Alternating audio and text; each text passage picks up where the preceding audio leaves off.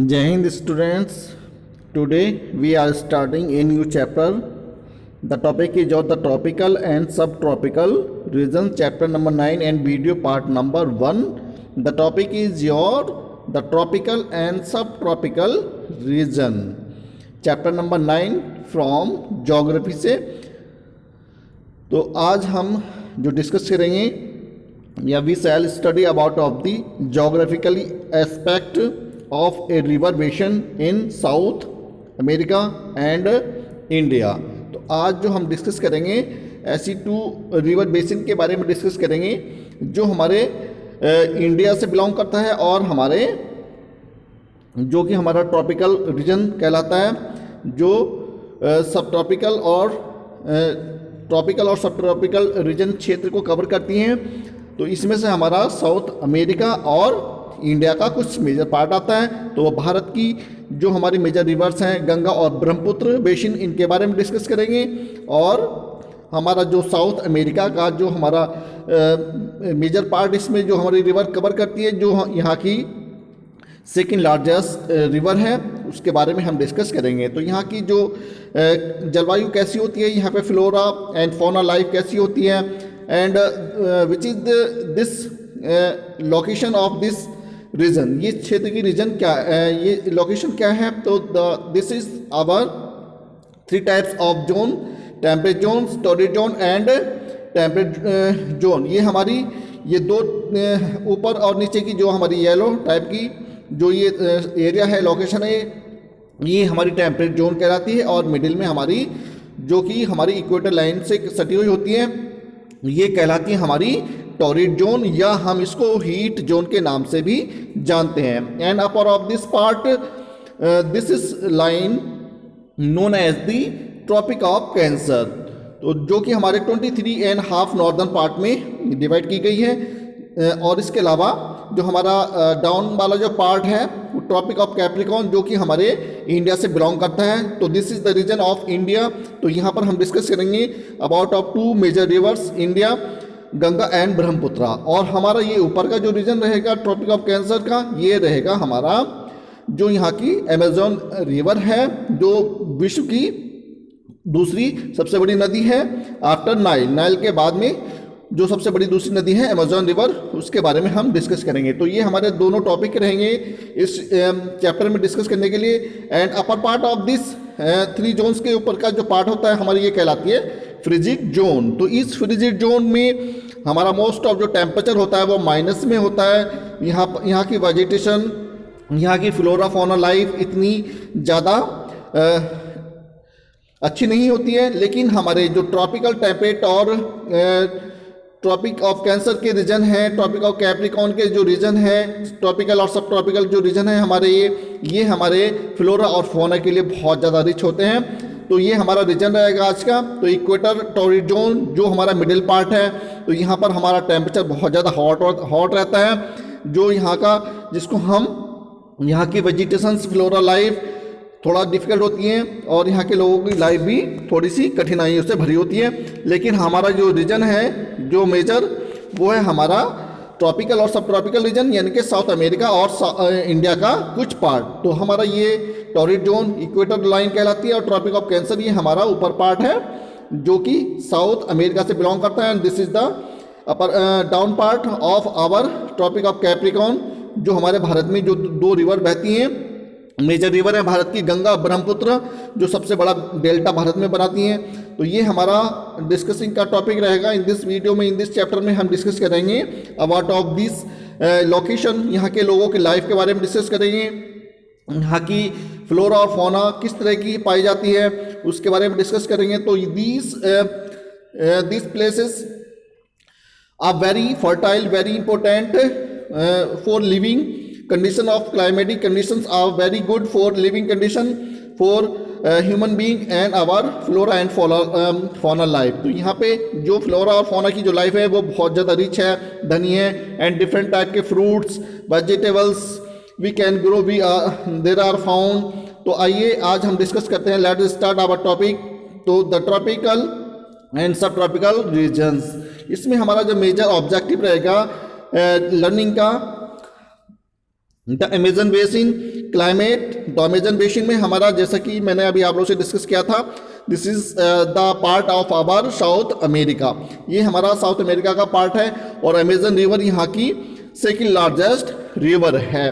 तो इसमें यहाँ पर हम इस बेसिन में डिस्कस करेंगे अबाउट ऑफ यहाँ की क्लाइमेटिक कंडीशन कैसी होती हैं, अमेजन रेन फॉरेस्ट और यहाँ के वर्षा वाले जो क्षेत्र होते हैं, यहाँ के वन कैसे होते हैं, and flora and fauna life, यहाँ की वन्य जीव जंतु कैसी होती हैं, वनस्पति कैसी होती है, और इसके अलावा पीपल एंड सेटलमेंट्स, और यहाँ के लोगों के रहन सहन और उनका जो जीवन यापन है वो कैसे चलता है, सर्वाइवल होता है, एंड इम्पैक्ट ऑफ दी मॉडर्नाइजेशंस, और कैसे अब आधुनिक जीवन में अपने आप को कैसे परिवर्तन किया है यहाँ के लोगों ने, और यहाँ की जो क्लाइमेटिक कंडीशन है वो कैसी हैं, आप इसके बारे में डिस्कस करेंगे। And the second major objective रहेगा हमारा गंगा ब्रह्मपुत्र बेसिन। तो ये हमारा जो कि टॉपिक ऑफ कैप्रिकॉर्न के जो रीजन है, ये क्षेत्र है हमारा भारत का, जिसमें हम डिस्कस करेंगे about of our two major river Ganga Brahmaputra basin. तो इसमें हमारे यहाँ पर डिस्कस करेंगे यहाँ की क्लाइमेट के बारे में और यहाँ की प्लांट एंड एनिमल वर्ल्ड, इसके बारे में डिस्कस करेंगे। एंड द थर्ड ऑब्जेक्टिव रहेगा इसका पीपल एंड इकोनॉमिक एक्टिविटीज। तो these are our objective to learning in this chapter, हमारे इस चैप्टर में लर्निंग के ऑब्जेक्टिव रहेंगे। तो in this chapter students we shall study about of the geographical aspect of the river basin in South America and India, यानी कि हमारे जो भारत और साउथ अमेरिका जो दक्षिण अमेरिका है उनकी हम भौगोलिक जो स्थिति है उनके बारे में आज डिस्कस करने वाले हैं। वहाँ की भौगोलिक और भारत की भौगोलिक दशा कैसी हैं, कैसी यहाँ पर रिवर्स कौन कौन सी रिवर फ्लो होती हैं। तो ये सबसे पहले हम डिस्कस करेंगे अमेजन बेसिन के बारे में। तो we shall learn about of the life and people of Amazon river basin from South America and there after the life of people and of the Ganga Brahmaputra river basin of India. तो सबसे पहले हम discuss करेंगे the life of the Amazon river basin के लोगों की life कैसी होती है, वहाँ के लोगों के बारे में जानेंगे। और इसके बाद then we will study about of Ganga Brahmaputra river basin of India, Bharat की जो हमारी मुख्य नदियाँ हैं गंगा ब्रह्मपुत्र बेसिन, इनके बारे में डिस्कस करेंगे। तो लेट स्टार्ट हमारा फर्स्ट टॉपिक अमेजन बेसिन, जो हमारा साउथ अमेरिका का पार्ट है। तो ये हमारा अमेजन रिवर बेसिन जो कि विश्व की हमारी ये दूसरी रिवर है, विश्व की सबसे दूसरी बड़ी रिवर है हमारी अमेजन बेसिन आफ्टर नाइल, जो कि हमारे लगभग 64,000 किलोमीटर में ये फैली हुई है, या इसकी लंबाई है। And the Amazon basin gets its name from famous river called Amazon which flow in the northern part of the South America. अब अमेजन रिवर बेसिन इसका नाम कैसे पड़ा, क्योंकि यहाँ की जो सेकेंड लार्जेस्ट रिवर है अमेजन रिवर, उसी के नाम पर इस एरिया का नाम इस अमेजन बेसिन रखा गया। और जो कि look at the map of the South America and you would see how it originate in the Andes mountains and discharge into the Atlantic Ocean. और ये आप लोग यदि इसके मैप में देखें तो आप लोगों को देखेंगे कि ये एंडू माउंटेन से यहाँ पे अमेरिका का जो हमारा एंडूज माउंटेन है वहाँ से ये ओरिजिनेट होती है, और इसके अलावा ये अटलांटिक ओशन में जाकर के गिर जाती है। तो दस इस प्रकार nearly runs across the widest part of the South America and continent. तो इसका मुख्य भाग जो इस रिवर का कवर करता है वो हमारा साउथ अमेरिकन कॉन्टिनेंट को कवर करता है। And it is the second longest river in the world after Nile river in Africa. तो अफ्रीका के बाद ये हमारे विश्व की सबसे दूसरी लंबी नदी है। And its length is approximately 6400 kilometre, यानी कि 6400 किलोमीटर इसकी लंबाई है। तो this is the map of Amazon river basin. तो यहाँ की ये हमारा अमेजन रिवर बेसिन है जो बहुत सारे रीजन को कवर किया है, लगभग 6400 किलोमीटर में ये फैली हुई है, और विश्व की ये हमारे दूसरी सबसे बड़ी नदी है। और इसमें कितने एरिया को ये कवर किए हुए हैं, यहाँ की फ्लोरा फौना लाइफ, यहाँ की क्लाइमेटिक कंडीशन कैसी होती हैं, इसके बारे में हम जानेंगे। तो this is our Amazon river basin, जिसके बारे में आज हम डिस्कस करने वाले हैं, जो कि हमारी यहाँ से फ्लो होकर के ये अटलांटिक ओशन में जाकर के गिर जाती है। तो एंड्रू माउंटेन से ये ओरिजिनेट होती है अमेजन रिवर, और अटलांटिक ओशन में जाकर के ये डिस्चार्ज हो जाती है, वहाँ पर गिर जाती है। And the Amazon basin is the part of South America and drained by the Amazon River and its tributaries drains an area of about 69 lakh 15,000 square kilometre in the रफली 40% ऑफ द साउथ अमेरिका। लगभग ये हमारा यहाँ की जो tributary reverse हैं इसकी Amazon river की लगभग 69,15,000 स्क्वायर किलोमीटर तक इसकी सहायक नदियाँ इसको कवर करती हैं, इसको और बड़ी नदी बना देती हैं। लगभग हम ये कह सकते हैं कि साउथ अमेरिका का लगभग 40% एरिया ये हमारा ये अमेजन रिवर कवर कर लेती है। तो the basin is located in the countries of Bolivia, Brazil, Colombia, Ecuador, Guyana and Peru. तो ये इसका जो मेजर क्षेत्र है हमारा इस रिवर का, ये जो इसके मुख्य कंट्री हैं बोलिविया, ब्राज़ील, कोलंबिया, इक्वेडोर और गियाना और इसके अलावा पेरू, ये हमारे मुख्य क्षेत्र रीजन हैं जहाँ पर ये नदी अमेजन रिवर कवर करती है। क्लाइमेट यानी यहाँ की जलवायु कैसी है। You can notice that the river flows eastward nearly parallel to the equator and the basin in the spread between the 10° north and 10° south। अब ये हम कह सकते हैं कि हमारी जो नदी है ये पूर्व दिशा की ओर से बहती है और लगभग पैरेलल लेवल पर ये बहती है इक्वेटर से, जो कि हमारा इस पे यहाँ का जो रिवर बेसिन है इसका जो उत्तर में हमारा 10 डिग्री पर और दक्षिण में भी 10 डिग्री के बीच में ये रिवर फ्लो होती है। दस इस प्रकार the basin has hot and wet climate through out the year with an average annual temperature of 27 degree Celsius. तो यहाँ का जो टेम्परेचर होता है मुख्य वो 27 डिग्री सेल्सियस तक वार्षिक यहाँ का टेम्परेचर रहता है। अर्थात यहाँ की जलवायु हॉट और वेट क्लाइमेटेशन कंडीशन वाली है, यानी कि यहाँ पर वर्षा भी अच्छी होती है और गर्मी भी अच्छी होती है। तो टेम्परेचर यहाँ का 27 डिग्री सेल्सियस यहाँ का पूरे वार्षिक का ये एवरेजन टेम्परेचर रहता है। तो the variation between the day and nights temperatures is not much as the humidity levels remain high. तो यहाँ पे दिन और रात के जो टेम्परेचर होते हैं वो इतने ज़्यादा हाई और लो नहीं होते हैं, दोनों में वेरिएशन रहता है और ह्यूमिडिटी यहाँ पर बढ़ी रहती है, इसका लेवल बिल्कुल हाई रहता है ह्यूमिडिटी का, जिन कारणों से यहाँ पर वर्षा का स्तर अच्छा रहता है। और इसके अलावा यही कारण है कि यहाँ पर लगातार वर्षा होती रहती है। Rain is frequent. The Amazon rain forest climate does not have the dry season as it rain about of the through out the year. It में vary between 60 to 180 inches to 30 and 100 inches in the different times of the years। यानी कि यहाँ का वर्षा का स्तर जो होता है हमारा लगभग पूरे वर्ष भर लगभग 60 से लेकर 180 इंचेस तक यहाँ पर वर्षा होती है और इसके अलावा 30 से लेकर के 100 इंचेस तक in different times of the year. यानी कि हमारे पूरे वर्ष के डिफरेंट समय पर ये अलग अलग डिफरेंट वेरिएशन में हमारी यहाँ पर रेनफॉल देखने के लिए मिलता है। यानी कि ये एक एवरेजन हमारा रेनफॉल है 60 to 180 और 30 to 100 इंचेस तक यहाँ पर वर्षा का स्तर देखने के लिए मिलता है। तो the length of the day and night are equal on the equator and the usually clear night are favor relatively rapid radiation of the heat and received from sun during the 12 hours to day। यानी कि यहाँ पर जो हमारे दिन और रात होते हैं वो बराबर ही रहते हैं, क्योंकि this is the region of equator. हमारा ये क्षेत्र लगभग इक्वेटर रीजन के आसपास के क्षेत्रों को कवर करता है। Usually clear night and favour relatively, और रात्रि यहाँ की बिल्कुल साफ सुथरी होती हैं। और इसके अलावा यहाँ पर जो सूर्य की जो रेडिएशन होती हैं वो बहुत ज़्यादा हीट होती है उनमें, और लगभग 12 आवर्स जो होते हैं यहाँ पर पूरे ड्यूरिंग द सन रहता है। तो हम कह सकते हैं यहाँ पर डेज आर वेरी हॉट रहते हैं और टेम्परेचर हमेशा यहाँ पर फेवरेबल होता है। And Amazon rain forest. अब यहाँ के फॉरेस्ट कैसे हैं, यहाँ की जो वन्य जीव जंतु कैसे हैं, यहाँ के वनस्पति कैसे होती है अमेजन रिवर बेसिन की। And the rainforest. So these famous rainforests are the largest in the world, covering to about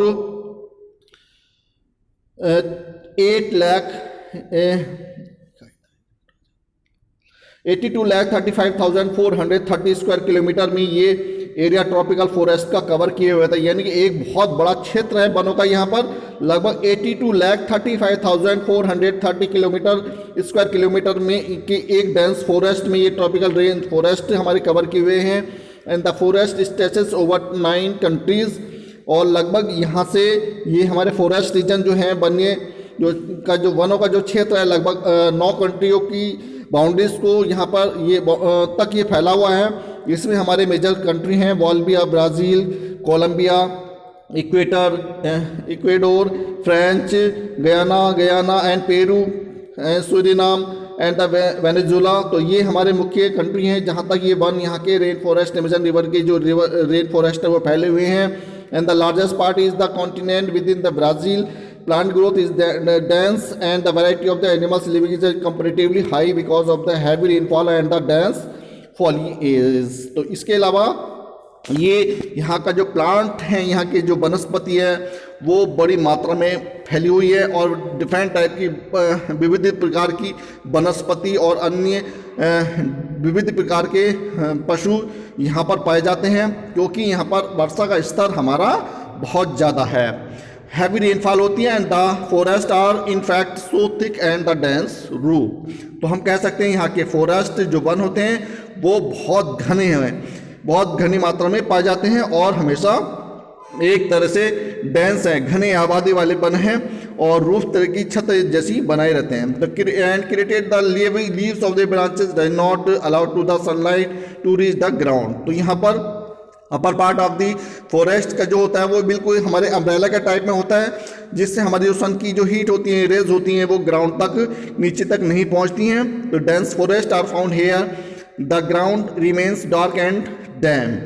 तो यहाँ का जो भूमि का जो स्तर होता है नीचे का वो पूरा टोटल हमारा अंधेरे में होता है, डार्क में होता है और ज़्यादातर डैम्प होता है, दलदली मिट्टी होती है क्योंकि सूरज की जो किरणें होती है वो पहुँच नहीं पाती हैं और ज़्यादातर यहाँ पर दलदली भूमि बनी रहती है। Only the vegetation which can survive in shade and can grow here. इसके अलावा यहाँ पर जो वनस्पति जो इसी कंडीशन में सर्वाइव कर पाती है वही ग्रो हो पाती हैं। और charts of the bromeliads and use trees other plants to get closer to the sunlight, यानी कि ऐसे ट्री जो सन में धूप में उसके आसपास के होते हैं, जिसमें से हमारे ऑर्चिड और ब्रोम्बिलेट्स ट्रीज यहाँ पर ही अपने आप को सर्वाइव कर पाते हैं। They grow hangings into the branches और tree trunks and the aerial roots. तो ये ट्री हमारे ग्रो हो पाते हैं। There are the thousands of plants all of the different colonies, colour, size and shapes. तो यहाँ पर डिफरेंट टाइप की वैरायटी के डिफरेंट तरह के कलर के प्लांट्स यहाँ पर ग्रो होते हैं और इनके साइज भी, आकार भी, इनकी शेप भी, आकृति हर तरह से डिफरेंट होती है। There are also many living organism that have their homes and this plants, but since Amazon is still not completely explored, many of its indigenous plants and animals may be still unknown।